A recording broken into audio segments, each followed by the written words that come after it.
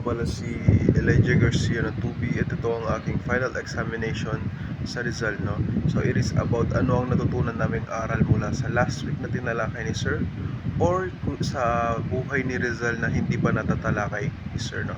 Pero for me, ang isa sa mga aral na natutunan ko is hindi nakabase sa edad ng isang tao yung maturity, no? O yung pag-iisip ng isang tao. For example,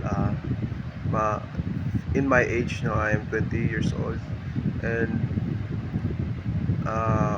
for some instance, may isang adult, no, na mas wise ako sa kanya mag-isip, no, kahit na mas matanda siya sa akin, no, and mas ayos yung decision making ko kaysa sa adult na yun, no? And the same thing goes for the other side, no.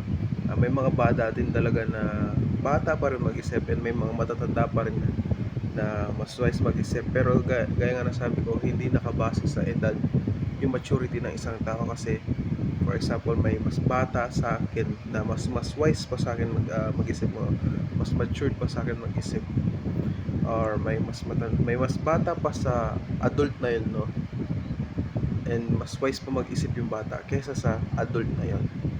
So yun yung point nung aral na realize ko, no, doon sa tinalakay ni Sir about sa journey ni Rizal sa academics niya, no. Thank you.